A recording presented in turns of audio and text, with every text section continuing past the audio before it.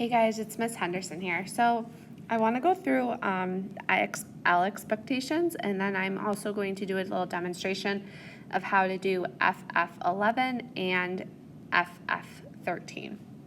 So first thing to remember is that there are two ways that you can access the IXL feature. So first, you can go on your iPad and hit the actual app and open it up right off of your iPad. It might ask you to sign in, but when we signed in class, most of you saved your password, so it should automatically do that. Just remember, if it doesn't save, then you're going to want to put your username is first initial, last name, 27 at Irondequoit. A lot of people forget the at Irondequoit because it's different than any other source that we use. And then your password is just your normal school password. The other way that you can access it is you can go on to ClassLink, okay? And when you go into ClassLink, the difference is that the version in here is going to be like the Safari version. So when I click it, it usually will remember my username and password, so I don't have to sign in. So this is a good place to go if you get logged out at home from the actual app. And then you would just go to Learning, okay, and scroll to 6th grade. And there's all your strands. So like this week we're using FF, and they're starred right on here. So like FF.11 is area of compound figures. So the only difference on this source is that you are not able to draw on this. You would have to take a screenshot and do all your edits there, okay? So that's the difference between going in through ClassLink and then using the version on your iPad.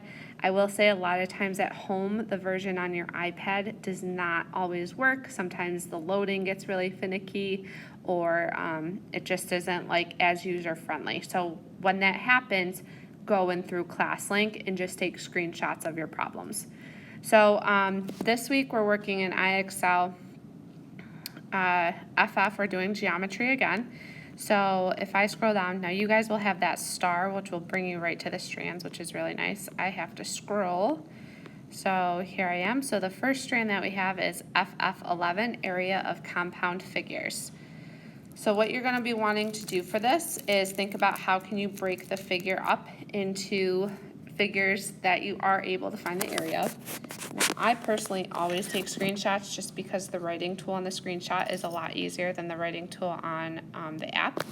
So when I look at this figure, I'm going to say, hey, this is a rectangle. So I'm going to split it up into two rectangles, okay?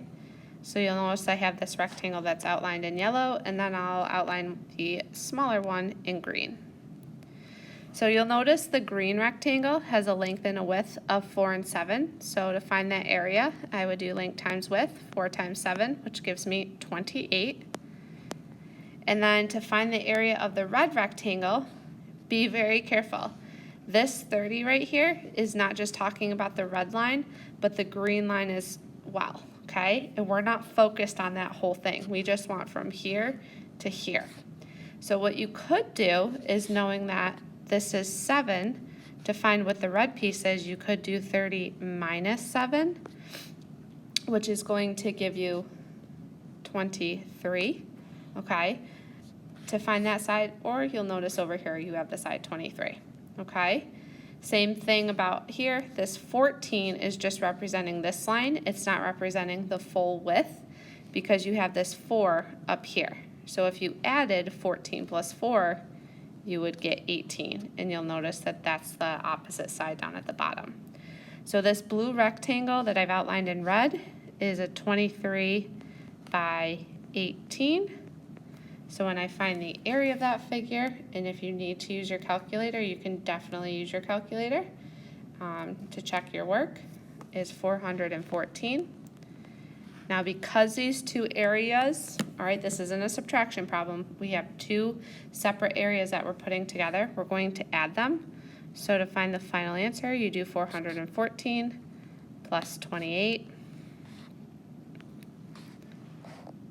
and you would get an answer of 442 square centimeters, okay? So if you want, you don't even have to save it, you can just delete it, all right, and then you would just enter in your answer. So that is how you do the first example. Second is FF.14, area between two, not FF.14, FF.13, area between two rectangles. And we've done a lot of practice with these ones in class. You also had this on your quiz this week. So remember, these ones are where we're focusing on subtraction, not addition. So we're looking in this problem for the area of the shaded region. So what we like to remember is, let's think and pretend that the whole thing is shaded in blue. If that were the case, then we would have two sides that were 19 by 19. So when I multiply 19 times 19, I'm going to get 361 square kilometers, okay? And now I have to remember, I'm taking away this white section in the middle. So if I look at that, and it's outlined in yellow, okay, that has a length and a width, it's a square of 11 by 11. So I would multiply 11 by 11. And when I do that, I get my area of 121, okay? Because we are removing that space, we're going to then take the 361 and we're going to subtract the 121. And when you do that, you will get 240 kilometers, or square kilometers, you would say. Okay? So notice the difference with FF11 when you're breaking pieces apart, you're adding. With FF13, this one in front of you, you are subtracting, okay?